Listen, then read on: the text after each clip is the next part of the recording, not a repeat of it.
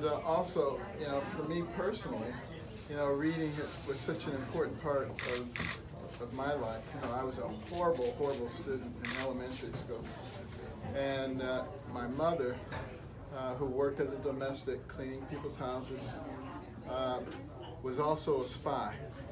And she spied on the people's houses she was cleaning, and she said, these people are very successful. Why are they successful? Because they're not always looking at TV, but they're always reading and planning and strategizing. So she came home and imposed that on me and my brother. We weren't very happy about it in the beginning. But, you know, very poor, but we learned very quickly that between the covers of those books, we could go anywhere, we could do anything, we could be anybody. And, you know, long story short, I became a brain surgeon, my brother became a rocket scientist. I think it was because our vision changed. Instead of listening to all the people around us who were always talking about what you can't do, we were able to get into the lives of explorers and scientists and doctors and astronauts and see what gave them the drive that they had and what kind of preparation it took. And it basically changed our whole world. And that's what we want for these children.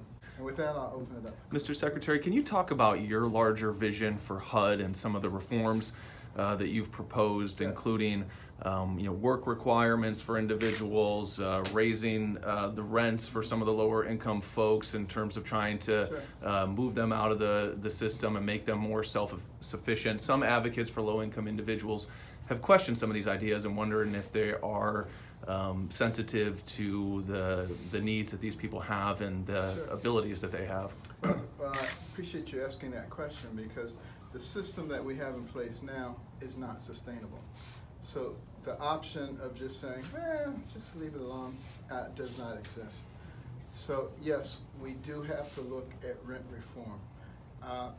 Now, most people in the news probably don't even know what most of our rent reform proposals are, because the only thing you ever hear about is they want to raise the rent on disabled people by 300%. What a bunch of crap.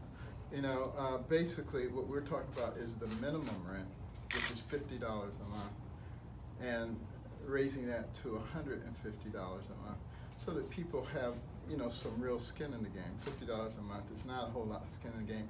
Plus, there are very few people who actually pay the minimum rent. So it's not like it's a large number of people. Elderly people and disabled people have been exempted altogether. So, you know, there's a lot of hysteria around that. The real meat of the rent reform is things like making the assessment of income every 3 years instead of every 1 year, so that people aren't discouraged from taking a raise. People aren't discouraged from bringing another income earner in or getting married, things like that. Those are the things that have kept people chronically in poverty. And those are the things that we want to get rid of. Are you still moving forward with a proposal to raise the 30% to the 35% of people's income for public housing? Well, you know, we have to do something. That's the start of the conversation. We have to begin the conversation with Congress. Obviously, we're going to be listening to everybody's proposals and working with them to come up with the right number.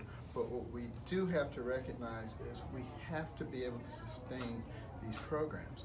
And if we continue to accumulate debt at the rate that we're accumulating it right now, by the year 2048, every penny the government takes in will go to service the debt. There'll be no money for any programs. You've gotten a little bit of criticism for this $31,000 dining room set. I guess I wonder if you think that's fair. Some people would say that it just looks bad if the agency is spending this type of money and they're asking poor people to pay more in rent. Well, first of all, the set was not purchased. It cost the taxpayer nothing.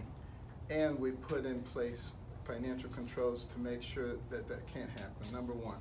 Number two, people like to say a $31,000 dining room table was 17 pieces of furniture, and the price was according to the government specification, because those were the people that they said you had to buy from. And thirdly, there probably is no one who cares less about furniture than I do. But you know, it made for a juicy story to be able to say they want to spend all this money on this iron room set, and they want, you know, what a bunch of crap, you know. But it's all crap. Well, what about, you said, you know, kind of trying to save the national debt and stop some government spending. I mean, people would also look at this big tax bill that passed and the deficit spending that's happening in that and wonder, why are we deficit spending to cut taxes when you know, we're going to be raising rent on poor people? Well, I think that's something you need to be talking to your congressman about. You know, why is it that they load these bills with so much pork, with so many things, knowing that it's going to just keep raising the price? You know, the president agreed to it very reluctantly because he was so frightened about the condition of our military. You know, our Navy was smaller than it had been since 1917. You know, our Air Force, half the planes won't fly. You know, our Navy, I mean, it was just a disaster. And in an increasingly dangerous world, we can't have that. So, you know, he bit the bullet and signed it. He said he's never going to do it again, though. Because we had to get our military into appropriate shape. The last time you were in Sarasota, you were running for president. You were actually in downtown. You had a book signing downtown. People mobbed that book signing. There was hundreds of people there. What is it like running for president, running against Donald Trump, and working for Donald Trump and being in the government now? Well, actually, you know, during the campaign, the president and I became good friends. And you know, philosophically, we're very similar. Personality-wise, we're very different. But, you know, he's very easy to work for. He just says, please fix this and let me know what you're doing. But, you know, he has a very good understanding of the things that I talk about all the time.